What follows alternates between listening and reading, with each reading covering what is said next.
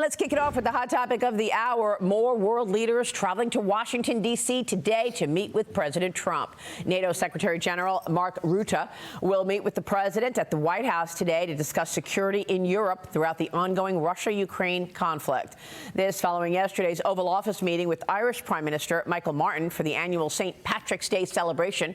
Trump calling out the country for taking advantage of U.S. pharmaceuticals. The EU and Canada, meanwhile, responding to Trump's tariffs yesterday with retaliation. We've got retaliatory countermeasures. The president now considering tariffs on the lumber industry, he says, for national security concerns. President Trump also touting his own administration's accomplishments in a post-Bidenomics world. Watch. I think a lot of the stock market going down was because of a really bad 4 years that we had. When you look at inflation and all of the other problems that were, wars and inflation and so many other problems. But we're going to have very good years. I don't know if you saw a little thing like the cost of eggs, little to you, but big to people out there, down almost 30% in the last few days. The very big thing that I'm very happy with is oil is down to $65 a barrel.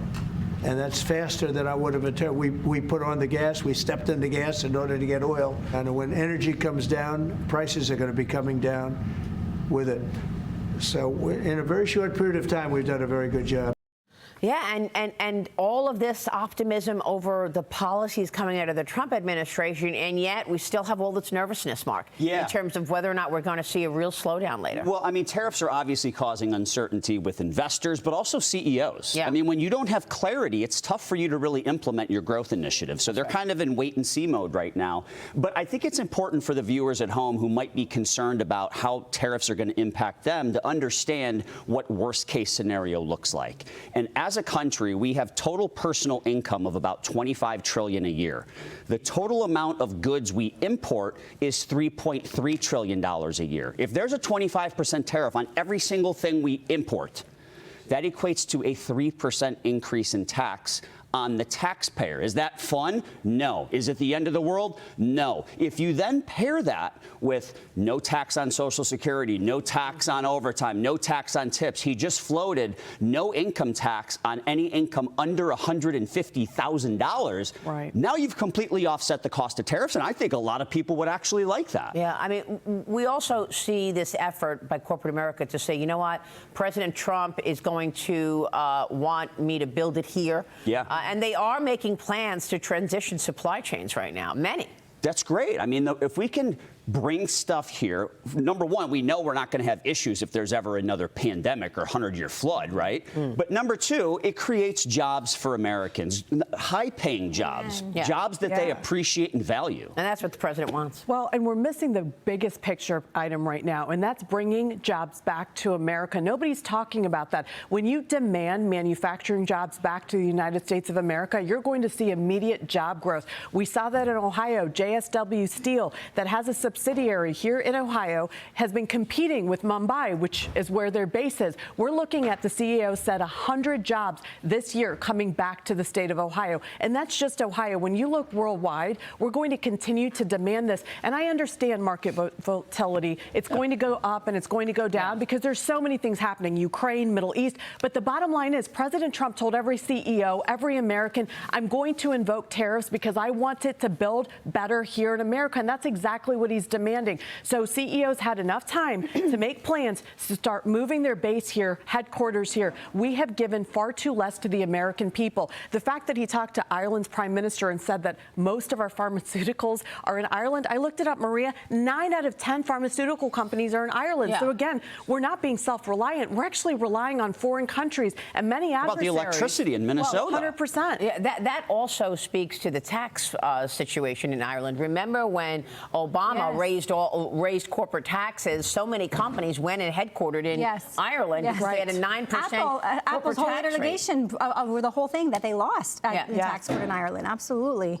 I want to say, Maria, though, that this is a wake-up call for Americans. We really outsourced. We became very litigious. We had all these protectionist laws of our worker, and so we outsourced that to the Asian theater because it was a lot cheaper, and we could get it imported into Walmart basically and distributed to the American American population for very cheap, very cheap. And so now what we want is we want the jobs to come back, we want manufacturing to come back, but we want to complain, to Mark's point, about a 3% maybe tax increase for the people that are making above $150,000. You can't have it both ways. You can't say, let's bring it back here so we can be, we can self-emulate. If the world implodes, we can be self-sufficient, which we should be able to be in our country with all of our natural resources. You can't say that and then say, but please give it to me at these cheap Walmart prices that we've been paying for 3 decades, because you can't have it both ways. Well, the president's also calling out the Biden administration for the border crisis, of course, unvetted people coming in. Watch this.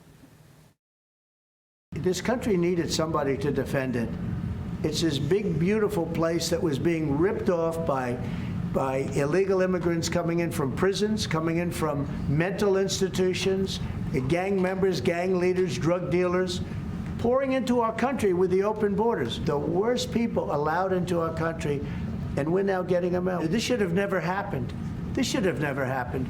So we're bringing back our country in many ways, not only financially, and financially we'll be stronger than ever before. I think the markets are going to soar when they see what's happening. ICE arrests since Trump's inauguration already outpacing all of the arrests made for the entire year 2024. Acting Director Todd Lyons now accusing the Biden administration of, quote, cooking the books on ICE data. He says the majority of the 113,000 arrests made in fiscal year 2024 were pass-through arrests. In other words, he says we found tens of thousands of cases recorded as arrests when, in fact, these instances were illegal aliens simply processed and released back into American communities. ICE stressing none of the 32,000 interior arrests made under Trump so far have been labeled as pass-throughs. 14,000 are convicted criminals and nearly 10,000 have pending criminal charges. This is a big story. I mean, they were just arresting them, processing them, and sending them back into the street. Right. And Maria, this doesn't surprise me. Remember, I visited the border last year, and what Border Patrol told me was that they were glorified babysitters. They didn't have enough funding. We know that. Biden cut funding for CPD. So what they were doing was processing and releasing to anywhere in the United States of America, and then they were given a date to come in front of an immigration judge. When you're not processing, when you don't know if somebody's a convicted criminal or not, when you don't check identities, and remember, that happened in October. The New York Post broke that story where ICE was allowing people in without proper authorization, without proper ID. And number one, Biden and Mayorkas said the border is secure. Lie after lie after lie. So this doesn't surprise us. We just have to get this under control right now. That's all that matters. I was wondering who was really leading this effort to keep this border wide open, because we know Joe Biden was, incapacitated in many cases, right? So who was it? Was it Alejandro Mayorkas? Was it somebody else leading the administration to allow all of this? Probably. Mayorkas had to play a part. But if you remember, on your show, we saw the videos of the migrants crossing the border, waving into the camera saying, thank you, Joe Biden. That's right. That's exactly right. And I've been to the border plenty as well. I saw exactly what you did. We're just getting started this morning. We've got a lot coming up. Stay with us.